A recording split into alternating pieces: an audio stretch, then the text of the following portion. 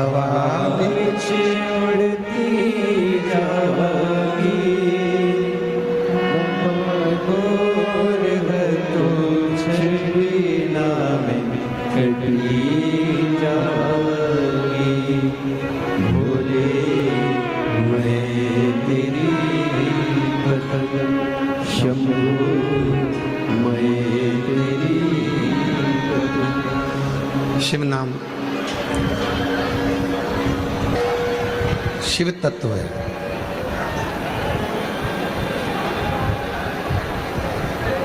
जगत गुरु शंकराचार्य जी ने प्रत्येक जीव को, प्रत्येक मनुष्य को एक ही बात कही कि यदि संसार सागर से मुक्त होना है तो शिव का नाम लेना है। और जिसने इस संसार सागर में आकर भगवान शंकर के मंत्र का जाप किया है, शिव की स्तुति करी है, शिव नाम को जपा है, समझ लेना कि उसका फिर संसार में कभी जन्म नहीं हुआ। तो जन्म और मृत्यु के प्रपंच से परे है।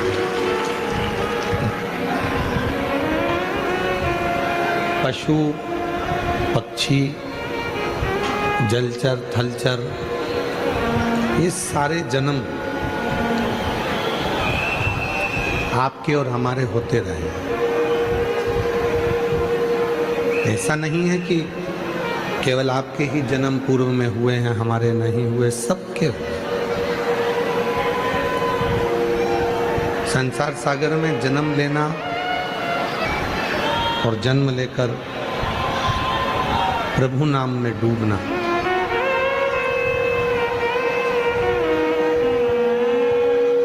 शंभु शरण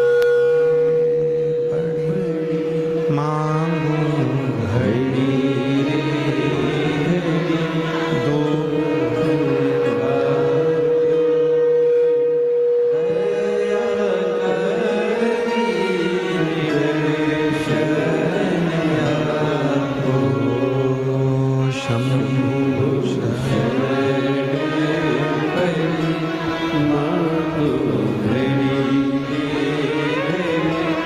दो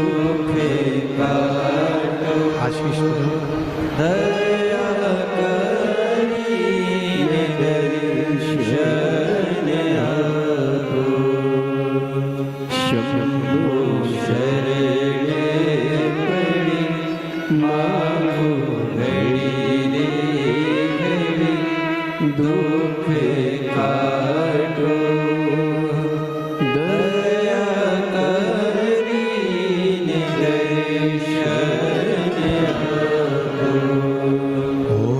शंभु शरण मांगो घड़ी दुख काटो दया करी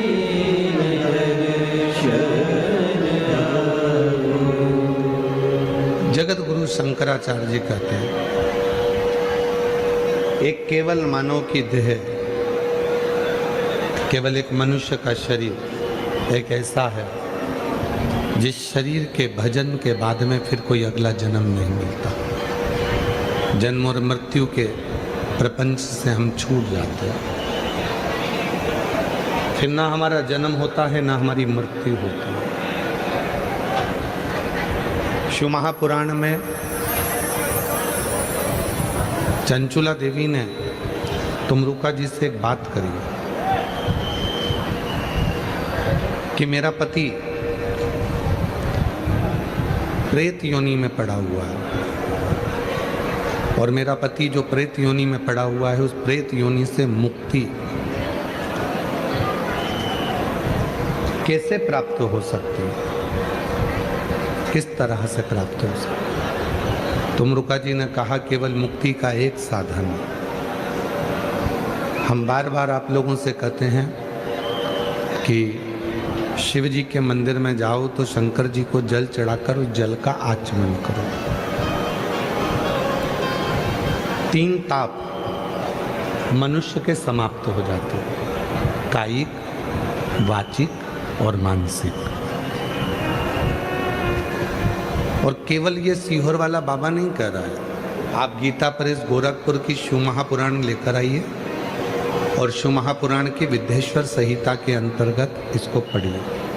आपको मिलेगा कि शिव जी पे जल चढ़ाकर उस जल का आचमन करने पर कायिक, वाचिक और मानसिक, ये तीन, हमने मन से कोई पाप किया हो, वाणी से अगर कोई पाप किया हो, शरीर के द्वारा कोई पाप किया हो, तो शिव पुराण कहती है कि ये तीन पाप केवल शिव जी पे चढ़े हुए जल को पीने से ही समाप्त हो जाते हैं।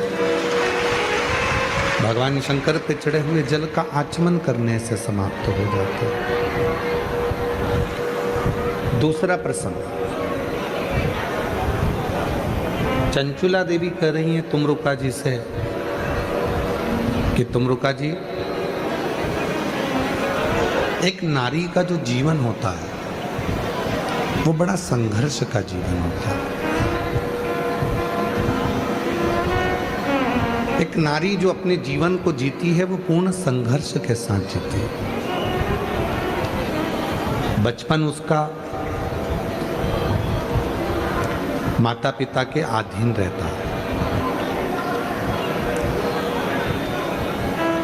जब बचपन निकलता है किसी स्त्री का, किसी नारी का, किसी लड़की का, तो वो माँ बाप के अधीन होती है। उसकी जवानी आती है, युवान अवस्था आती है, तो वो अपने पति के, ससुर के, परिवार के अधीन हो जाती है।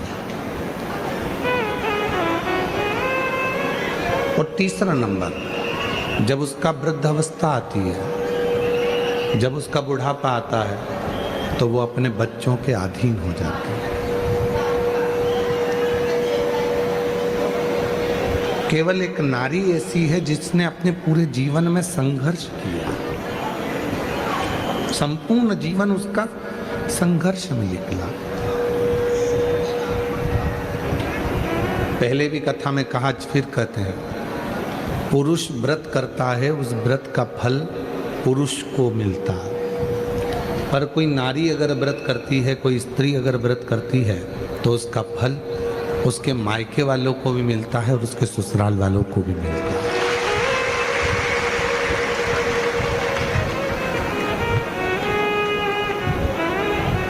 एक पशुपति व्रत का उपास, पशुपति व्रत आप लोग करते हैं।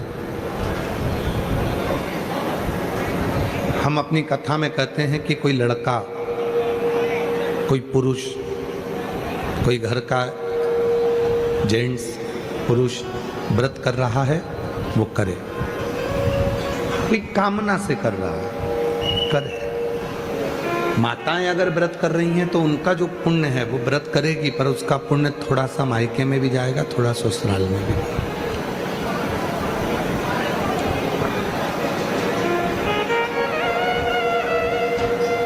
स्त्री के जीवन में उसने जो भी अपने पास रखा, मेरी जितनी जीजियां बैठी हैं, मेरे जितने जीजा बैठे हैं, मेरी जितनी बेटियां बैठी हैं, बेटा बैठे हैं, जितनी मेरे बुजुर्ग माँ बाप बैठे हैं, आप स्मरण करिएगा। मेरी इन बहनों को देखिए, मायके से जो भी साड़ी मिलती है वो संभाल के रखती जाती हैं अपनी लड़की के लिए, अपनी बहू के लिए। कान के बुंदे भी बनवाती है तो उस हिसाब से बनवाती है कि मेरी बड़ी बहू को दूंगी कि छोटी बहू को दूंगी कि लड़की की शादी में दूंगी।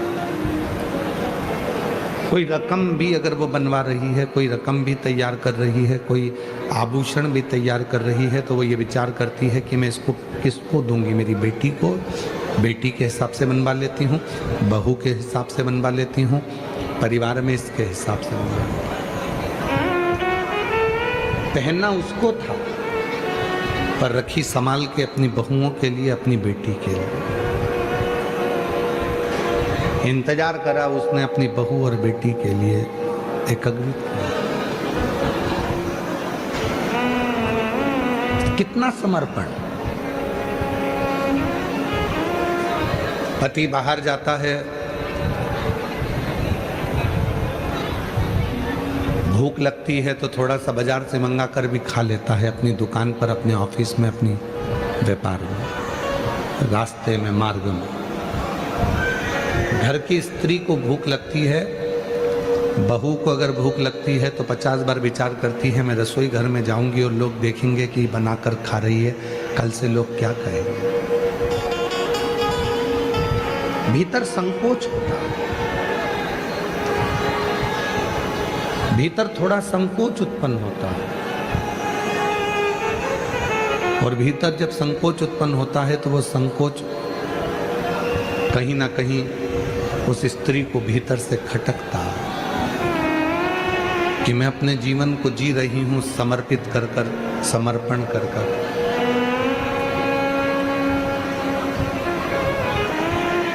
जो मानव की देह मिली है, जो मनुष्य का शरीर मिला है, इसको पूरा समर्पित कर कर जी रहे हैं। और केवल इसी प्रसंग पर नहीं, शिव महापुराण के मां जगत जननी जगदम्बा अम्बा के प्रसंग पर चलिए।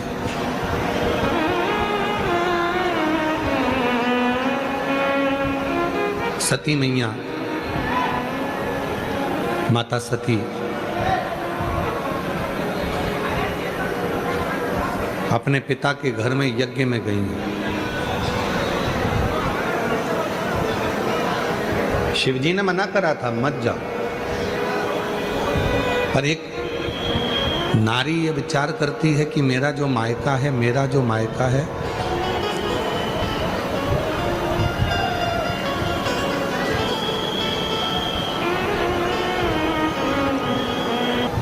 मेरा जो मायका है वो मेरा अपना घर है।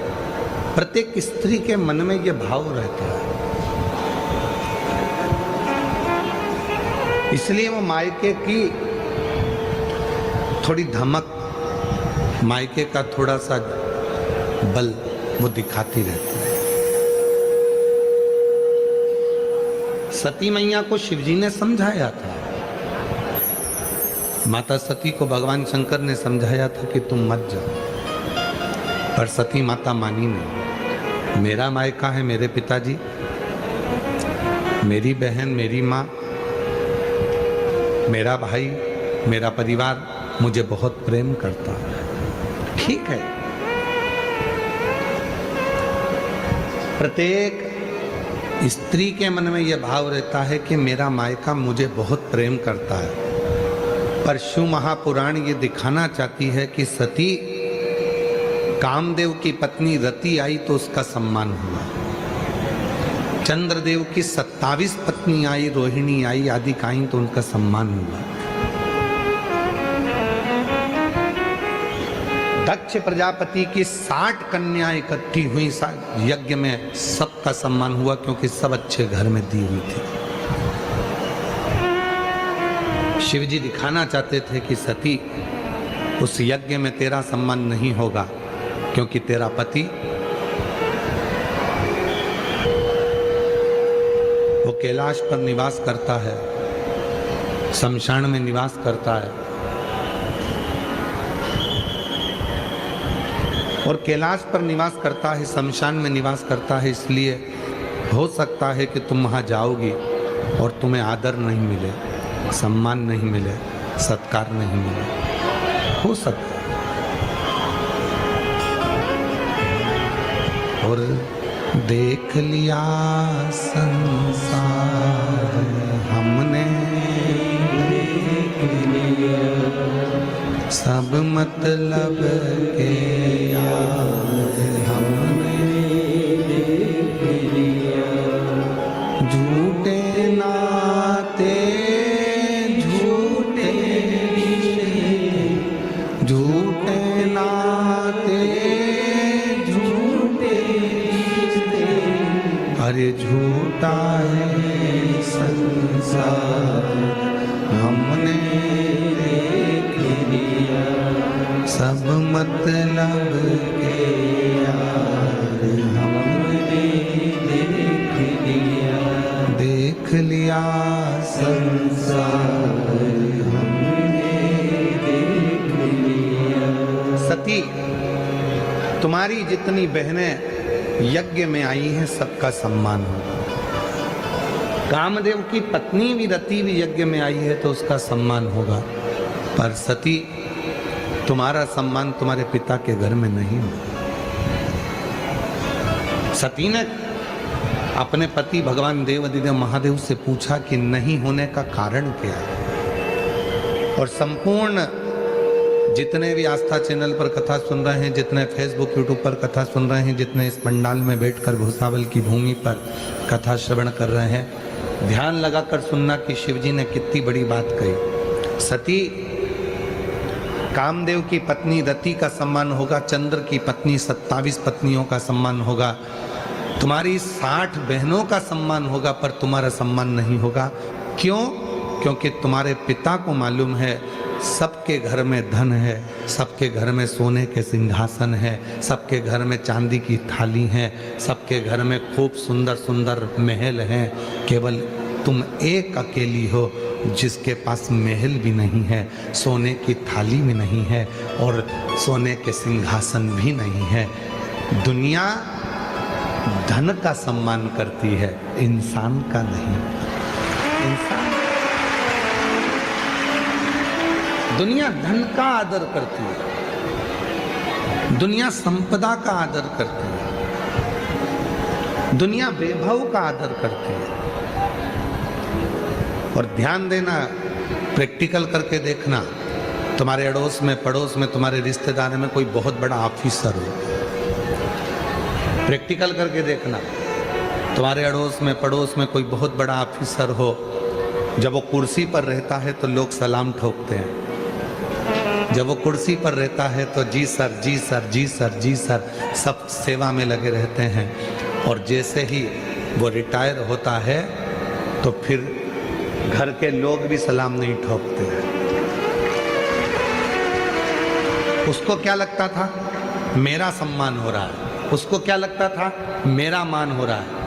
पर शिव पुराण कहती है तेरा मान नहीं, तो जिस कुर्सी पर बैठा है उस कुर्सी का मान हो रहा है, उस कुर्सी का सम्मान हो रहा है। कुर्सी से उतरेगा, मान खत्म हो जाएगा। ऐसे कई बड़े बड़े बड़े बड़े मंत्री संतरी कलंतरी हुए, जब तक कुर्सी पे रहे तो उनके बड़े बड़े पोस्टर लगते, खूब नाम होता, खूब जय जय घोष होती, भैया जी संघर्ष करो हम तुम्हारे साथ हैं। और मालूम पड़ा जब कुर्सी चली गई, पद चले गया, जब कुर्सी और पद चले गया तब भैया जी भूसावल में भी आते तो उनका कोई सम्मान नहीं होता, भैया जी फिर जलगांव में भी आते तो कोई सम्मान नहीं। ये कुर्सी का सम्मान, ये धन का सम्मान, ये तुम्हारे वैभव का सम्मान, ये वैभव का सम्मान, ये धन का सम्मान।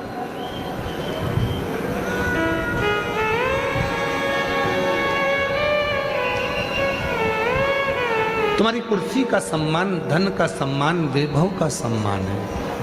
और ध्यान देना, ये वैभव का सम्मान नहीं, शिव पुराण कहती है कि अपना व्यवहार ऐसा बनाना कि कुर्सी और पद चले भी जाए तो तुम्हें लोग हाथ जोड़कर प्रणाम करते हैं, नमन। हिम्मत बुरे कर्म कर वरना पछताएगा, भगवान की आंखों से बच नहीं पाएगा, तू बच नहीं पाएगा। अरे ओ अज्ञानी मत करना,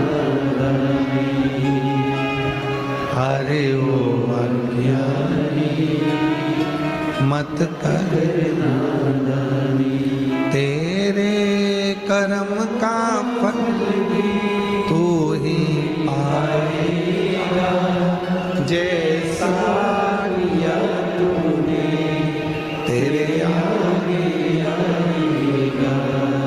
मत बुरे कर्म कर वरना पछताएगा, भगवान की आंखों से तू बच नहीं पाएगा, तू बच नहीं पाएगा।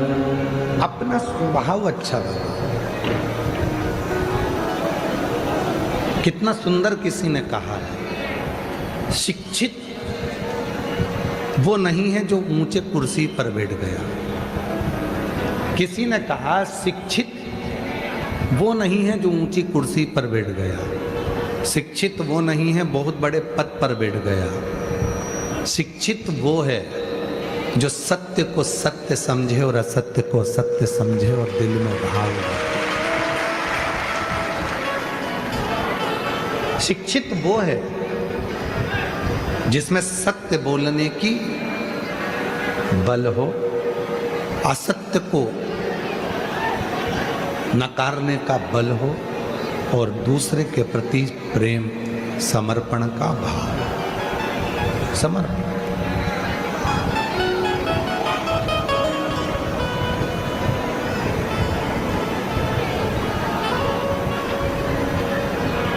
हमारे इस कथा के जो जजमान हैं श्री रतन जी, श्री विजय जी, श्री अजय जी, भोई परिवार।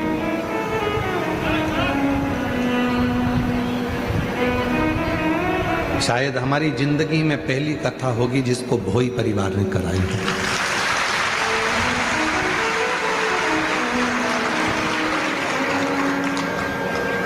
और ये कथा आज की नहीं है,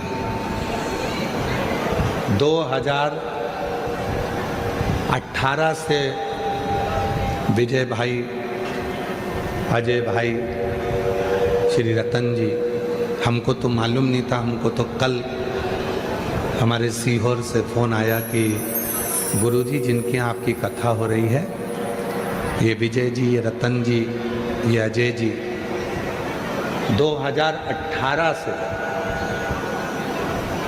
गाड़ी भरकर ईंट, जब पहला भट्टा खुलता है इनका ईंट का, तो एक गाड़ी भर